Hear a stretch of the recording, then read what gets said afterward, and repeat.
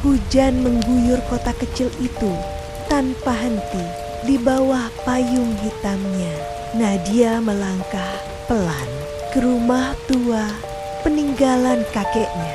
Rumah itu berdiri di ujung jalan yang jarang dilewati orang, dikelilingi pohon bambu tinggi yang menimbulkan suara gesekan aneh setiap kali angin lewat. Kuncinya berkarat, pintunya berat. Begitu dibuka, aroma lembab dan debu langsung menyeruak. Dinding-dindingnya berlumut. Tapi di antara semua perabot tua, satu benda menarik perhatiannya. Telepon putar hitam di ruang tamu, berdiri di atas meja kayu jati yang retak. Kata tetangganya, telepon itu sudah mati sejak 20 tahun lalu. Tapi anehnya, kabelnya masih tersambung ke dinding. Nadia tak berpikir banyak. Ia hanya ingin beristirahat. Namun malam itu, segalanya berubah.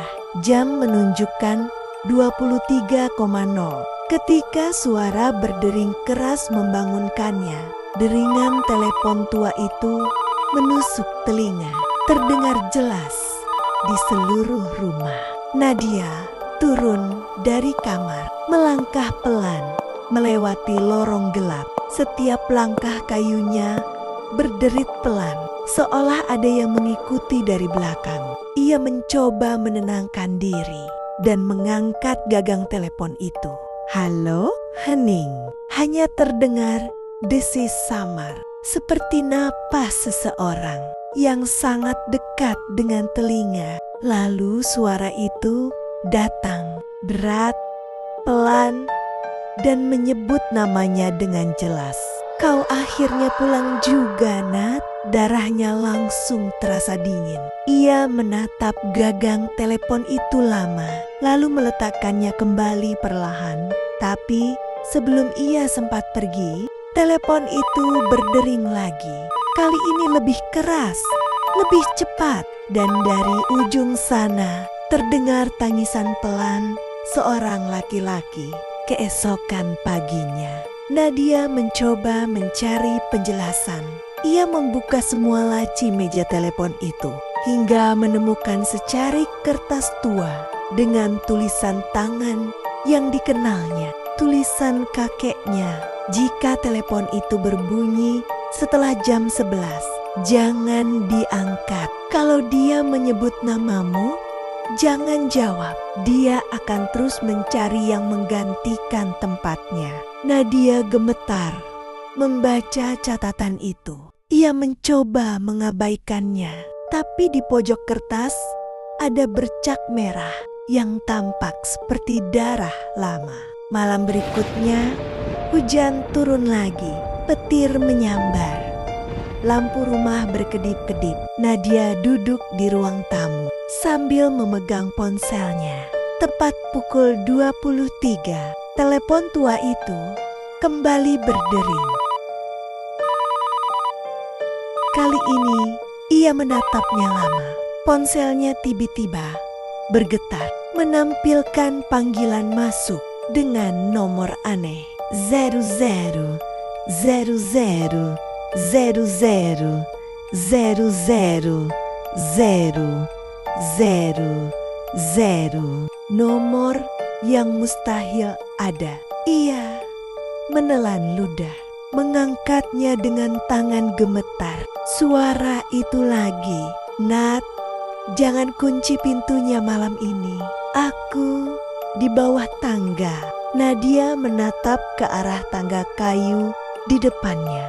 Gelap total. Tapi dari bawah sana terdengar bunyi langkah lambat. Krek, krek, krek. Langkah itu naik satu persatu. Ia mundur perlahan. Tapi lampu rumah padam seketika. Dalam gelap, suara itu kini tepat di belakangnya. Berbisik di telinganya. Kau mengambil kamarku? Ketika listrik menyala lagi, Nadia menemukan bekas lumpur di tangga dan sidik tangan di tembok menuju kamarnya. Ia panik, berlari keluar rumah dan menginap di rumah tetangga malam itu. Bu Sinta, tetangganya yang sudah tua, menatapnya dengan wajah pucat. "Kau tinggal di rumah Pak Surya kan? Kakekmu itu?" "Iya." "Kenapa, Bu? Kau belum tahu ya? Dulu di rumah itu ada laki-laki yang meninggal di bawah tangga. Pembunuhannya tak pernah terungkap. Katanya korban itu selalu menelepon rumah itu sebelum dia mati.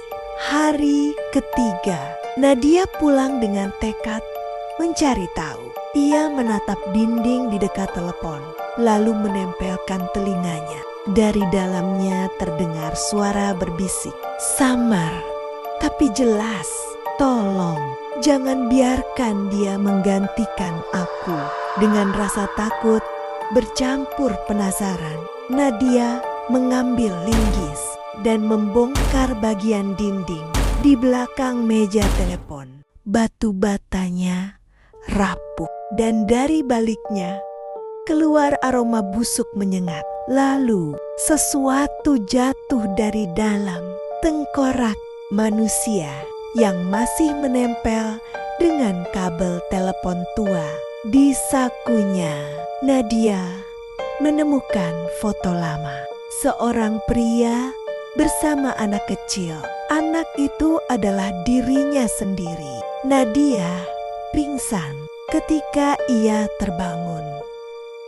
Malam sudah tiba lagi. Telepon itu berdering lebih keras dari sebelumnya. Ia tahu ia seharusnya tidak mengangkatnya, tapi sesuatu di dalam dirinya memaksa.